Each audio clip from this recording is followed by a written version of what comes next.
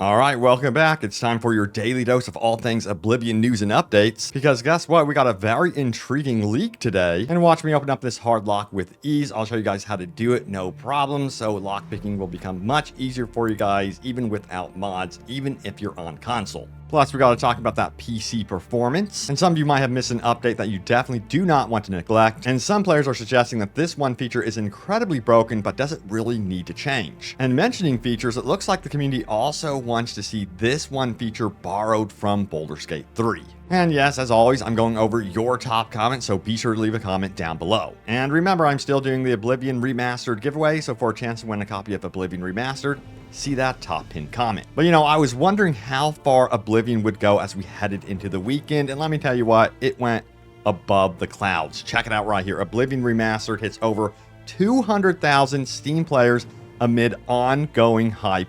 That is insane for a 20-year-old game. Of course, it's got a fresh coat of paint, and they really revitalized the gameplay, don't get me wrong, but it is so good to see something that was cherished and loved so long ago getting revitalized like this, and I am so happy to be celebrating. Now, let's talk about that leak. So again, with any type of leaks, take it with a grain of salt, and I did mention this and was wondering about this as well, but check it out right here. Nintendo Switch 2 report leaks huge unannounced game.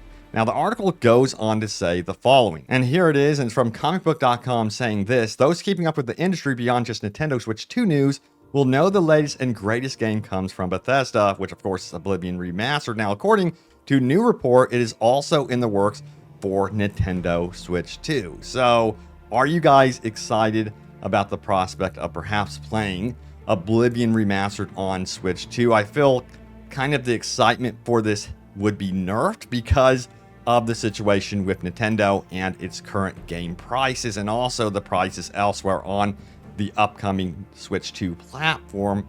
Crossing my fingers that Nintendo gets the hint and adjusts things going forward, but we'll see. That's probably doubtful.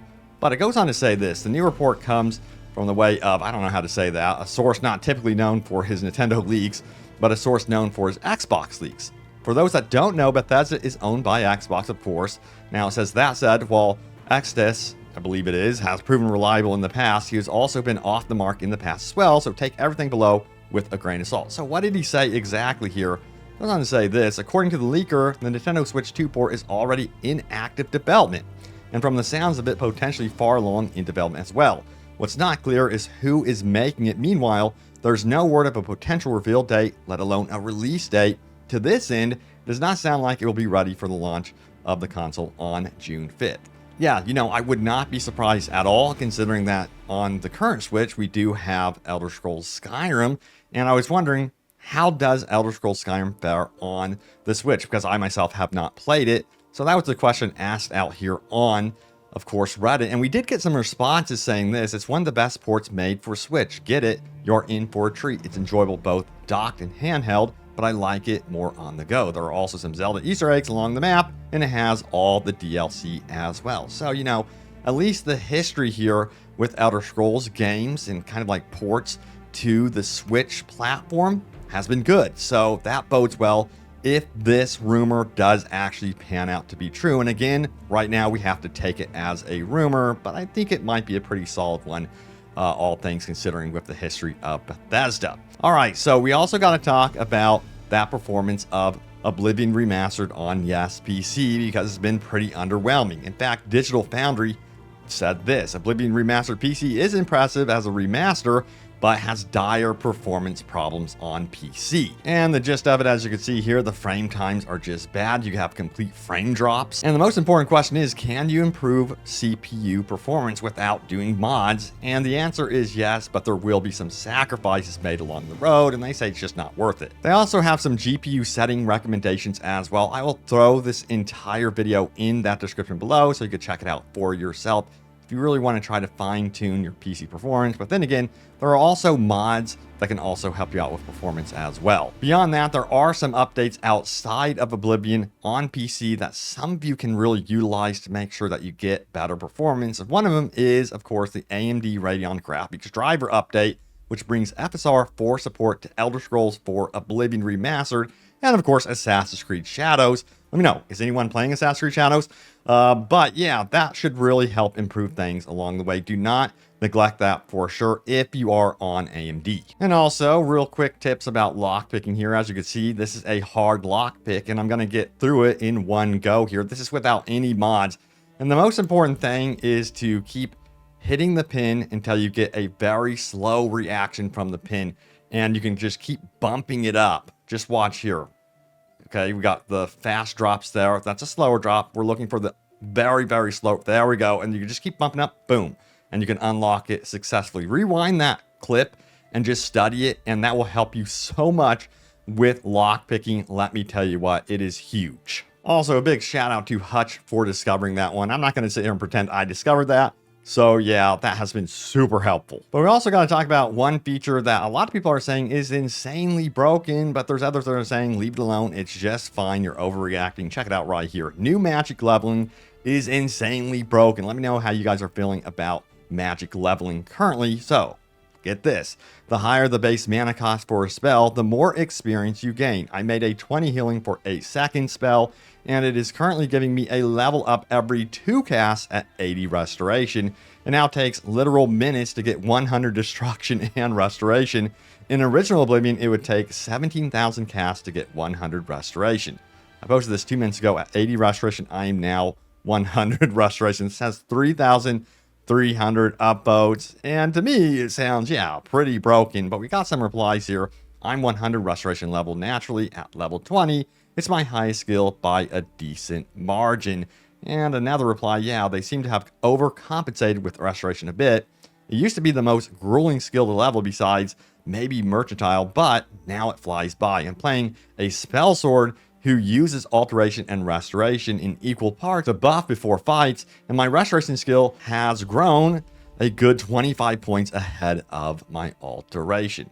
I use restoration all the time. I'm playing as kind of like a battle mage, and I'm loving it currently.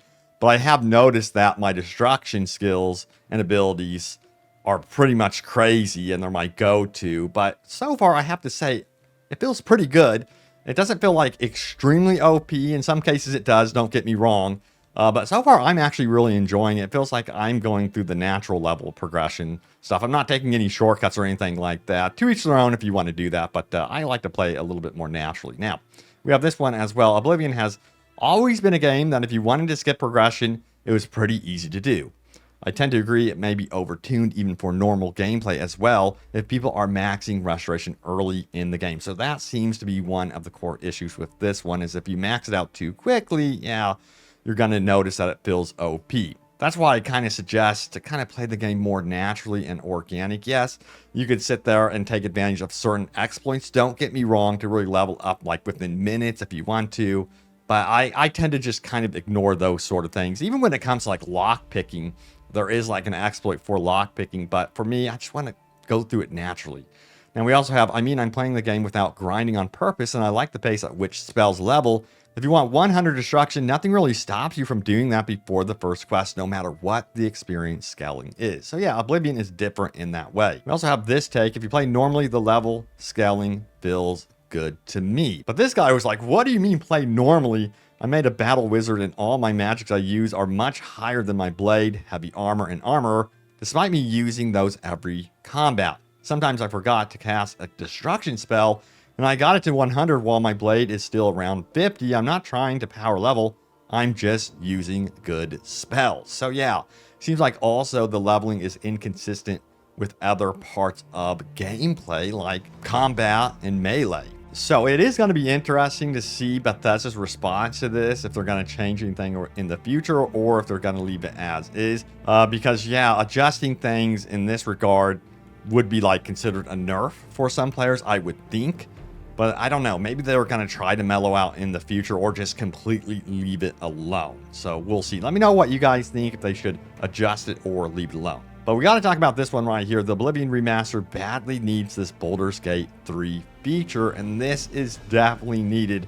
Here we go. I've had so much problems with this one. So item hunting in Oblivion Remastered is a pain. So if we scroll down here, it goes on to read this. So it comes from CBR.com.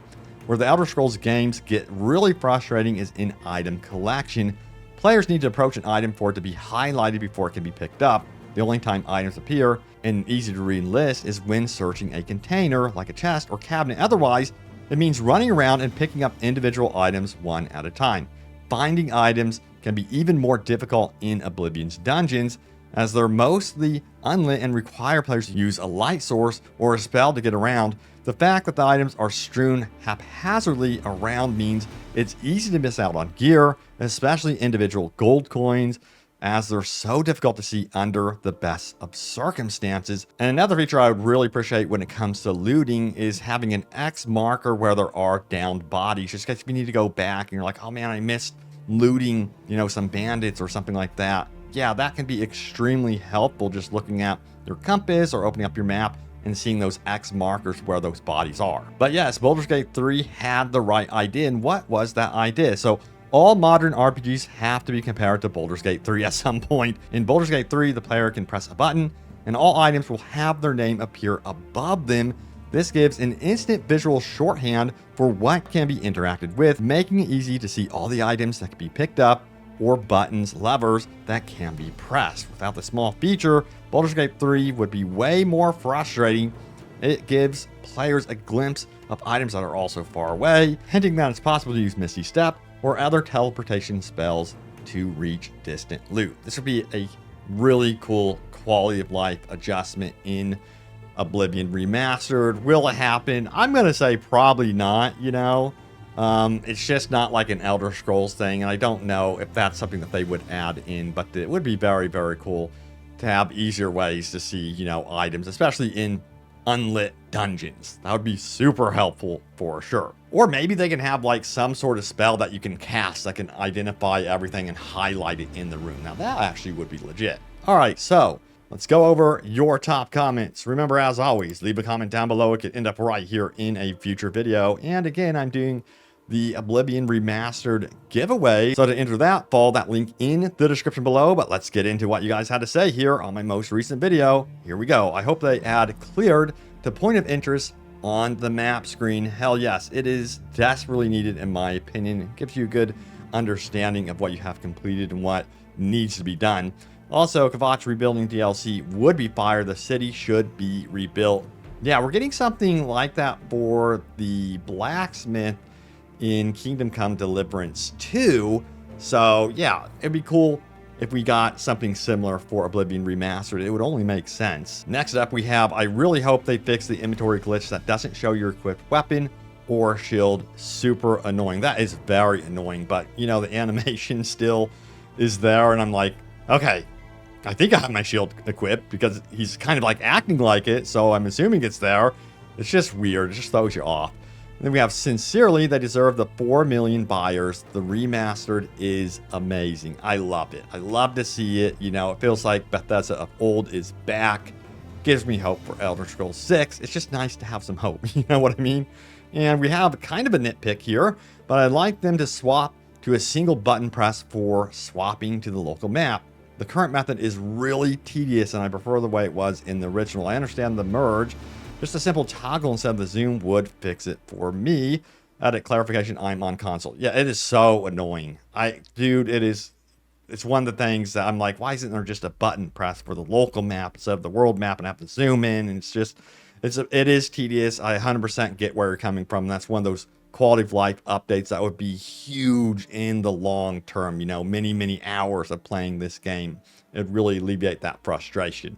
Totally get where you're coming from. But anyway, thank you guys so much for all the love and support on the recent videos. Love reading your comments. Keep them rolling in. I'll keep you guys in the know about what's going on around Oblivion Remastered as always. Stay tuned for more, and I will see you all next time. Take care.